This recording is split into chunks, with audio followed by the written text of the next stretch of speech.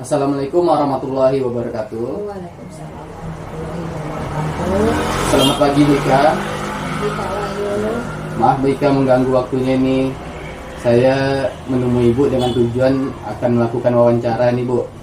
Wawancara berkenaan dengan tugas CGP saya, yaitu dengan tema pengambilan keputusan yang bernilai dengan nilai-nilai kebajikan. Nah, di sini saya memperkenalkan dulu Bu, saya Wahyu Aryadi dari SD 152 Pekanbaru, CGP Angkatan 9, dan saya bersama Ibu Ika.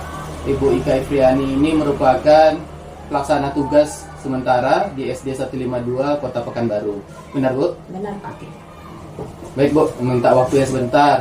Kita mau berbincang-bincang nih Bu tentang pengambilan keputusan yang Ibu lakukan selama menjabat sebagai PLT di sekolah kita ini Bu.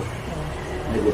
Tentunya Ibu sudah memiliki banyak pengalaman ini, baik sebagai pelaksana tugas ataupun sebagai wali kelas juga Ibu ya. Iya Pak. Double pekerjaannya Bu. Iya.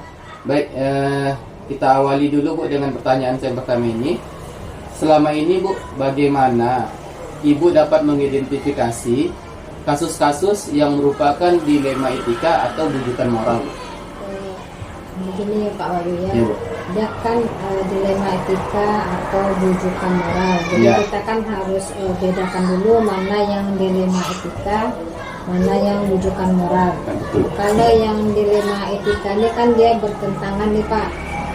Karena di sini dilema etika ini benar dan memang benar kan gitu kan.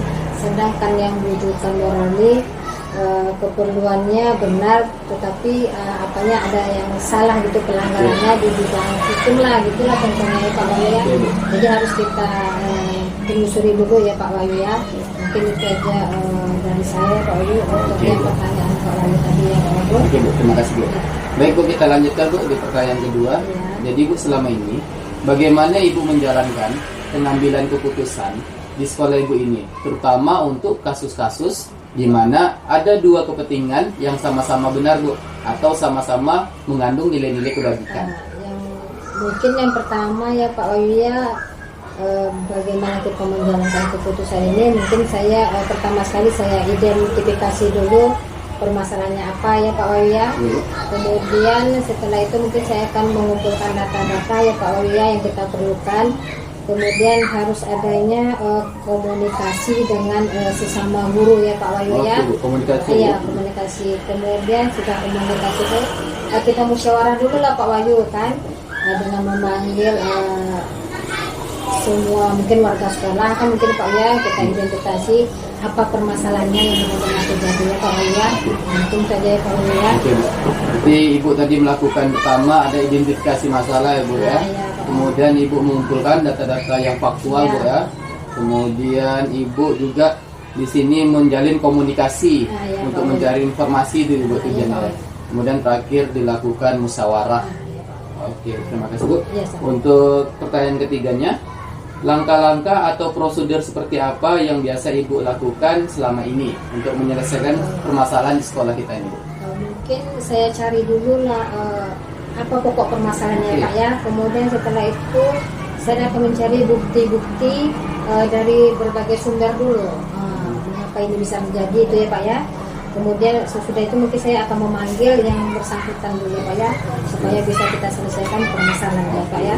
Jadi itu aja Pak ya.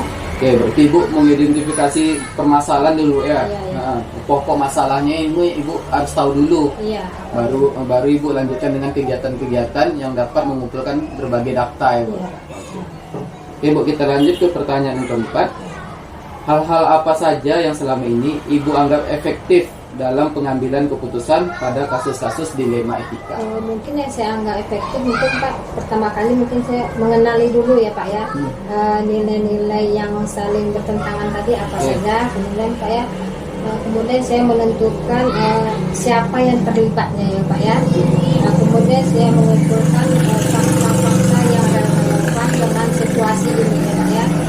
Mungkin ada tiga lah Pak ya, apa saya sampaikan. Fakta, Iya, ya. fakta-faktanya. Jadi itu yang paling efektif Bu ya. Jadi mungkin dari yang besar Iya. Ibu kumpulkan jadi yang paling efektif nih. Iya, paling efektifnya. Nah, itu dia tadi. Baik Bu, baik, pertanyaan kelima. Ya. Hal-hal apa saja yang selama ini merupakan menjadi tantangan dalam pengambilan keputusan pada kasus-kasus dilema etika? Nah, tantangannya ini Bu saya minta. Tantangannya sebagai pimpinan di sekolah saya Betul, Pak ya, betul, betul. karena ini berhubungan dengan guru-guru, saya sebagai pimpinan harus bijak ya Pak ya dalam mengambil keputusan, karena ini kan menyangkut keputusan dilema etika, apa permasalahannya. Jadi sebagai pimpinan kita harus benar-benar bisa menyelesaikan permasalahannya.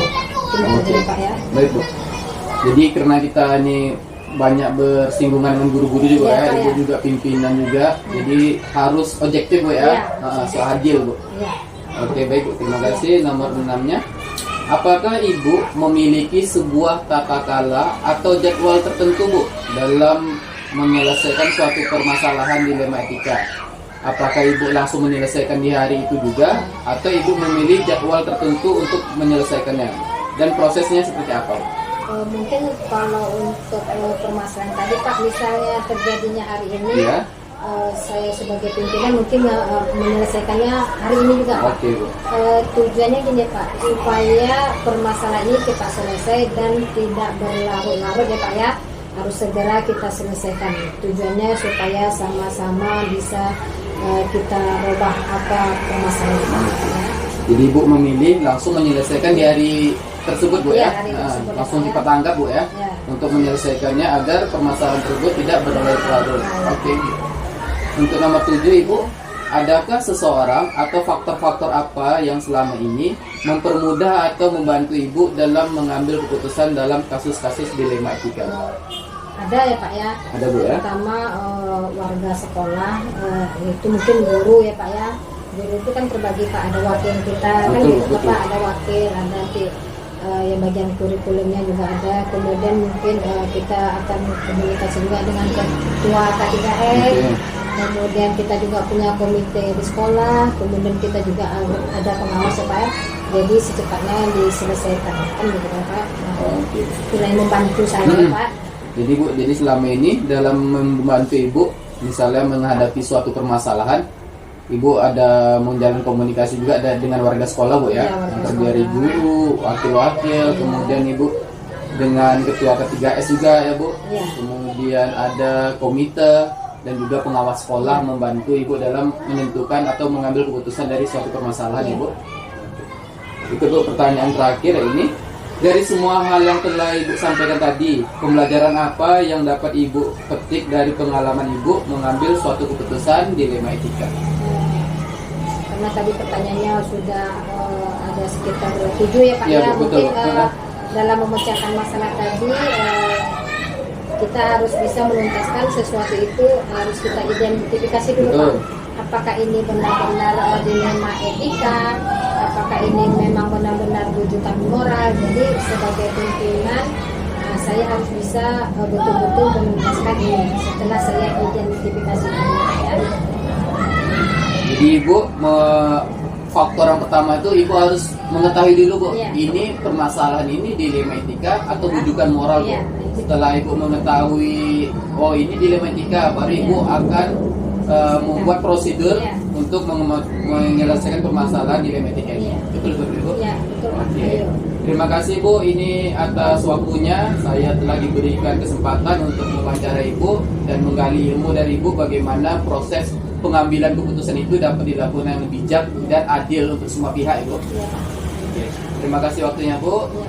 Kita ucapkan wassalamualaikum warahmatullahi wabarakatuh. Waalaikumsalam warahmatullahi wabarakatuh. Assalamualaikum warahmatullahi wabarakatuh. Selamat sore Ustadz Ade Chandra. Sore. Maaf mengganggu waktunya. Ini saya ada keperluan sedikit Ustadz.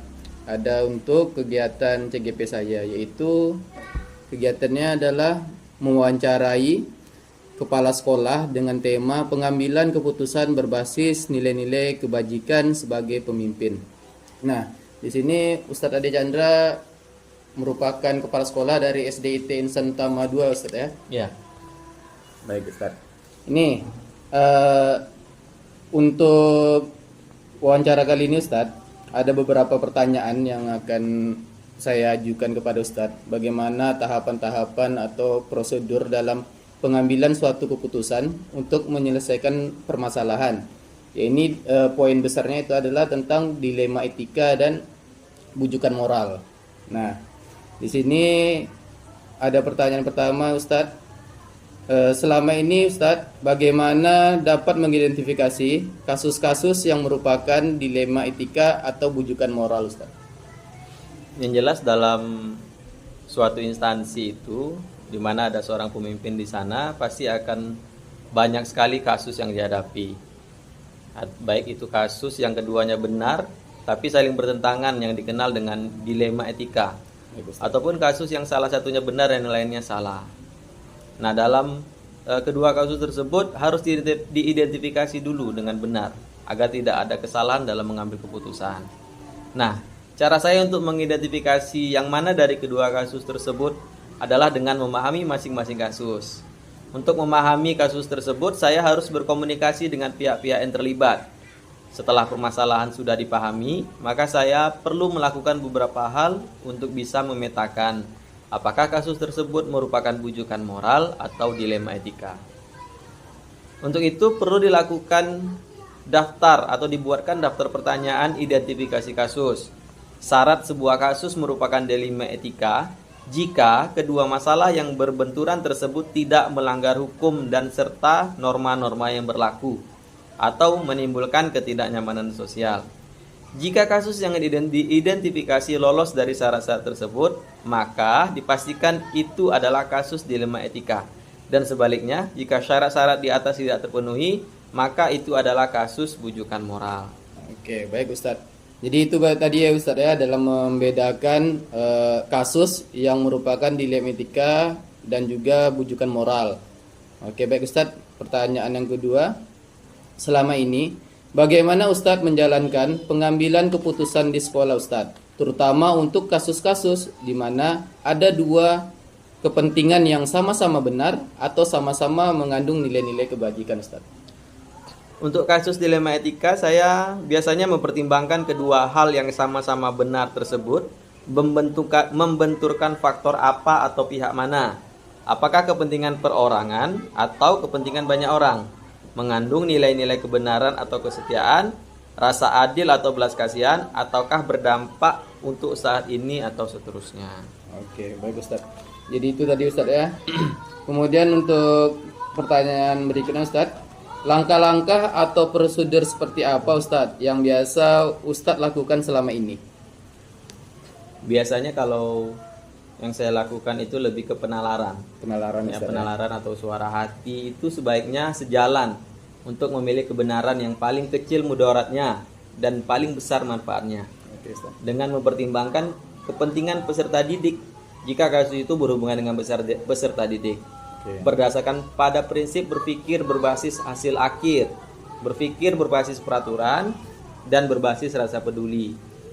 Setelah itu tahap berikutnya investigasi dengan memeriksa kembali fakta-fakta dan temukan peluang, lalu buatlah keputusan. Lalu keputusan ditinjau kembali hingga keyakinan kebenaran itu ada, dan dalam bimbingan nilai keputusan yang saya ambil adalah keputusan yang bertanggung jawab. Oke, itu tadi Ustadz ya, langkah-langkah yang atau prosedur yang biasa Ustadz ambil. Kemudian Ustadz, untuk pertanyaannya berikutnya ini, hal-hal apa saja yang selama ini Ustadz anggap efektif dalam pengambilan keputusan pada kasus-kasus dilema etika khususnya Ustadz? Ada dua. Yang pertama itu biasanya saya menyederhanakan dulu pokok permasalahannya. Oke, Ustadz. Baru setelah itu membangun kebijaksanaan, artinya di sanalah saya bisa mengidentifikasi sehingga nanti akhirnya bisa mengambil sebuah keputusan. Oke, dua itu ya Ustadz ya. Oke, yang kelima Ustadz, hal-hal apa saja yang selama ini merupakan tantangan dalam pengambilan keputusan pada kasus-kasus dilema etika? Pasti ada pro kontra. Hasil keputusan yang diambil bisa jadi ada pihak-pihak yang tidak dapat menerima sepenuhnya.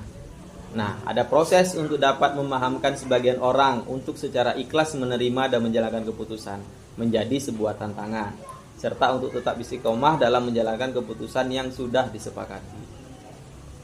Oke Ustaz. Jadi itu tetap ada pro kontra ya Ustadz ya. Iya. Kemudian Ustadz yang berikutnya, apakah Ustadz memiliki sebuah tata kala atau jadwal tertentu dalam sebuah penyelesaian kasus dilema etika, atau Ustadz langsung menyelesaikan di tempat atau memiliki sebuah jadwal tertentu Ustadz? Nah, jadi di sini bentuk atau prosedurnya seperti apa juga untuk dijalankan? Kalau untuk jadwal tidak ada, karena kan kalau kasus itu jatuhnya situasional. Oke. Jadi tidak ada jadwal tertentu dalam menyelesaikan sebuah kasus.